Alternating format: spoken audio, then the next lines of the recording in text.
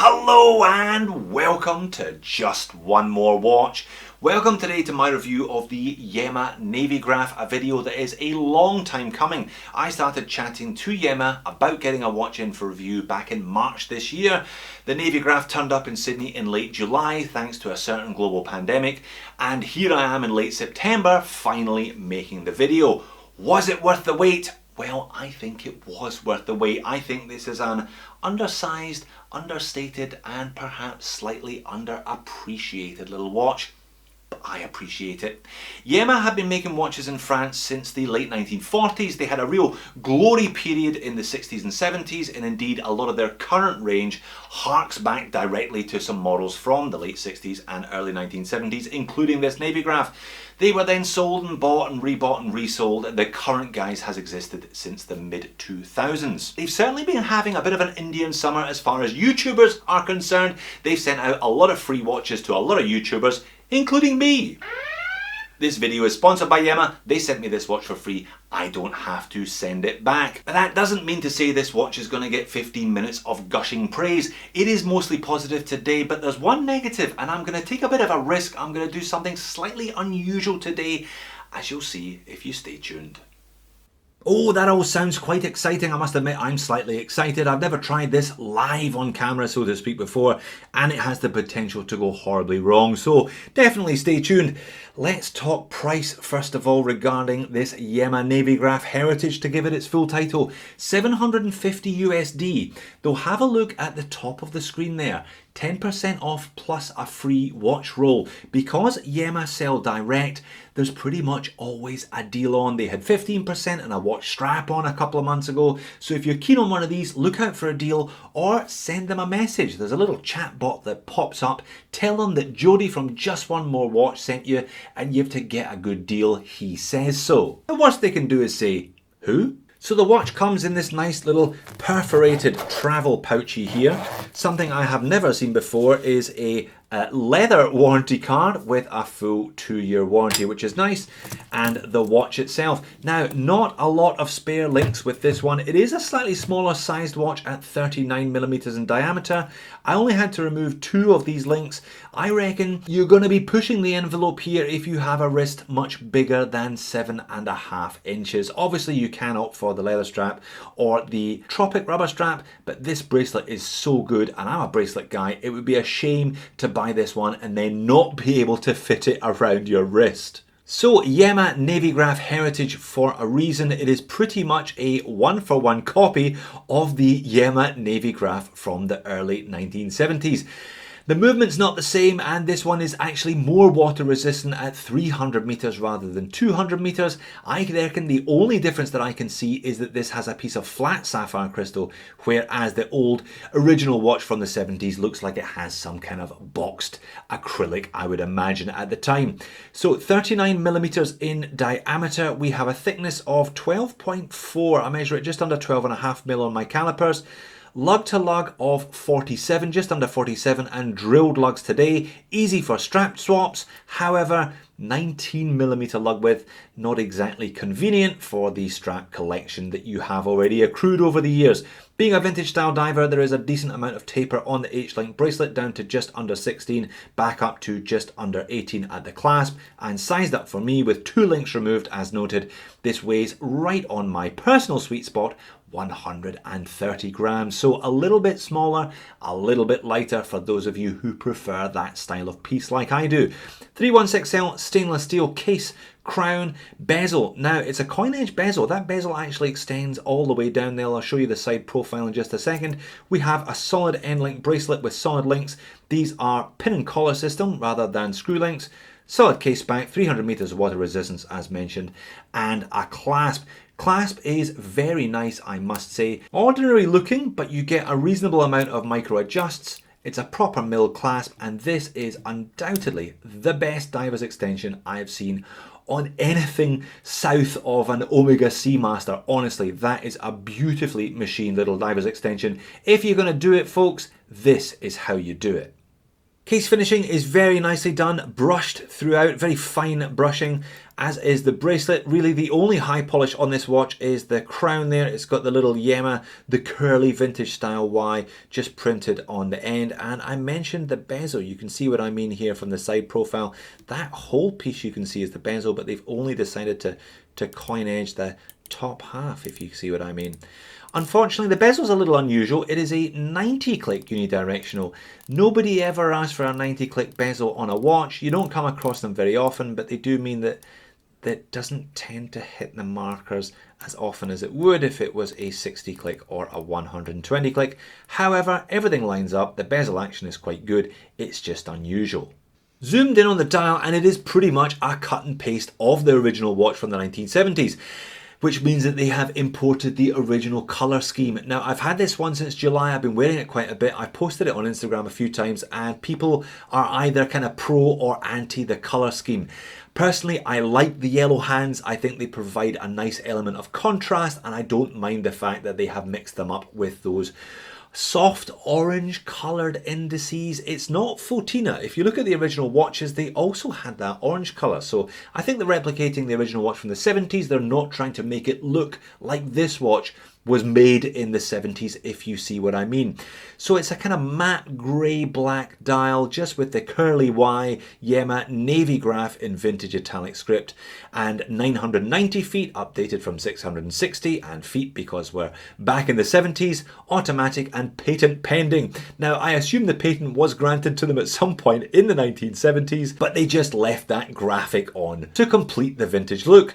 And rather unusually, I think the first time I've seen it, the word France under the index at 6. One decidedly modern upgrade, apart from the aforementioned sapphire crystal, is a sapphire bezel insert. Now that is a kind of high gloss black finish, a different tone to the dial, but I think the whole thing just works. And that sapphire bezel insert has plenty of lume in it. I'll put the lume video in now. C5 superluminova. It's a first for me. I haven't come across that in anything before. Really fantastic initial glow. It's got that vintage old radium style look. Maybe it's a twist on the old radium. If I turn the speed up though, you can see that the lume does fade rather quickly on the bezel insert first, and not too long after on the hands and the indexes. A small sacrifice perhaps to go for that vintage colour tone. Popping a link to show you firstly the solid end links of the H-Link bracelet. It is a very nice bracelet. I'll get this one on wrist in just a second. Also the screw down stainless steel case back helping with that 30 bar 300 meters of water resistance. High polished so it will scuff and scratch. As you can see, mine has picked up a number of scuffs and scratches already, but I do like that rather heraldic Yema logo in the center there, also in high polish with the curly Y that featured on the crown and the dial, and a knight's helm. Now contained within the watch behind that case pack is not an ETA 2824 or any of its numerous clones. It's a Yema in-house movement, the MBP 2000. Now they developed the 1000 initially in the year 2011 at the cost of $3 million. This 2000 is a slightly updated version thereof. 29 jewel, hacking and hand winding, high beat auto. So an in-house movement from a French manufacturer for under $700 US. This is certainly looking appealing. And on wrist, it is a wee cracker. It wears very, very nicely indeed on my average size 7-inch wrist. Nicely balanced, 130 grams. I think a great weight for a watch of this size and shape. Understated. I mentioned that word right up front in the beginning of the introduction today. I think the whole thing has a bit of a low-key, slightly sleeper feel about it. I love vintage reissue dive watches. I've gone through a bundle of them already in my personal collection, and I've reviewed tons of them on the channel. This certainly is one of the most authentic looking and one of the most low-key. So if that's what you're into, you should definitely check this out. And you can say what you like about the yellow hands, but they certainly aid the legibility of this watch. No problem getting an at-a-glance reading from this one at a distance. And maybe some natural light will emphasize the difference between the gloss black, shiny sapphire bezel insert and the matte black. It's almost a super dark grey colour on the dial. However, I think the whole thing tonally just works for me. I don't think it looks forced. I don't think it looks inauthentic at all. Quite the reverse. I really like the look overall.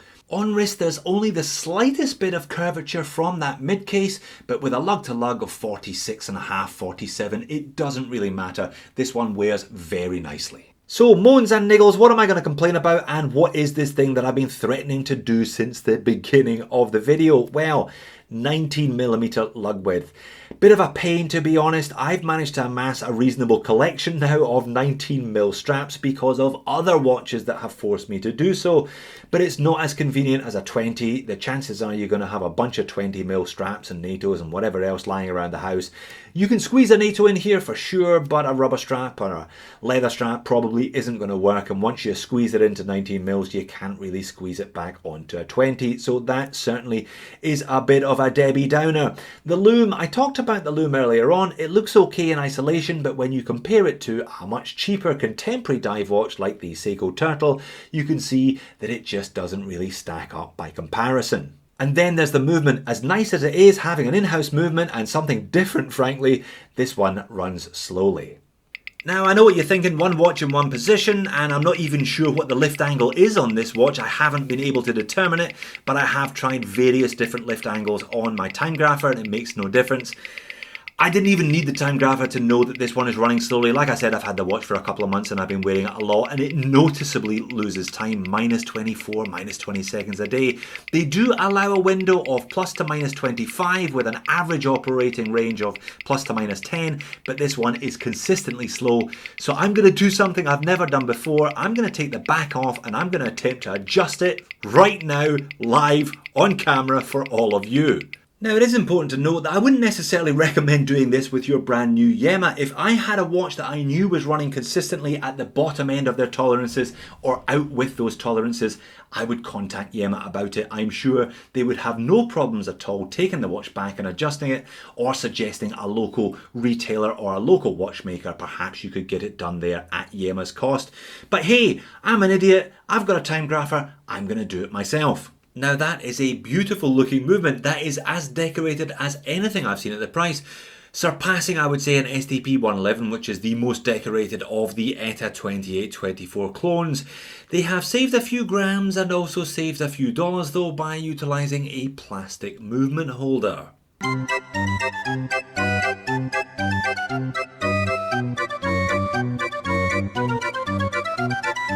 And there we have it. With a bit of jiggery pokery, I managed to get it running pretty much spot on. Plus 1 second, plus 2 seconds per day, that's really where you want a daily driver to run. Certainly a damn sight better than the minus 24, minus 25 seconds that it was running only 10 minutes ago. Like I said though, I wouldn't necessarily recommend doing this to your brand new Yema. I would be contacting them in the first instance, and I would be contacting your friendly local watchmaker in the second instance. However, with a time grapher, it's not all that difficult to do. If I can do it, chances are you can do it also. So where does that leave us then? Well, it leaves me with a much more accurate watch than I had half an hour ago, that's for sure. I still really like this Yema Navygraf. I think if you can pick up one of these in the mid 600s, that is a chunk of money off when compared to an Oris Diver 65, and I think this one is just as well made, if not better made, than the equivalent 65. One watch, one movement. I could have got a Rogue. Bit disappointing that it was running so slowly, but not the first time I have had an encounter with a watch running outside of its tolerances, and it didn't take much to tweak it. So if you're after a vintage style dive watch that is a little smaller and a little less in your face than some, you should definitely have a good hard look at the Yema Navygraf.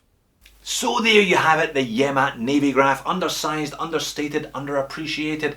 Maybe that should have been the thumbnail today. I certainly like this one a lot. It is going nowhere. While the Oris Diver 65 and I are on a break, this one I will be spending quite a bit of time with, I'm sure. Controversial looks in some ways. I know a lot of people aren't into the colour scheme, the bright yellow hands with those off orange indexes. I think the whole thing just works. The movement, as nice as it is to get an in-house movement on your wrist for $600 and something that isn't a Seiko or an Orient or a Swatch Group product, it would have been nicer had it been running a little bit closer to zero. Thank goodness for time graphers, eh? Don't try this at home though, folks. If you get one that's running out with tolerances, I'm sure Yema will look after it, or your local watchmaker will fix it for you. Thank you for watching. I will see you in a future video.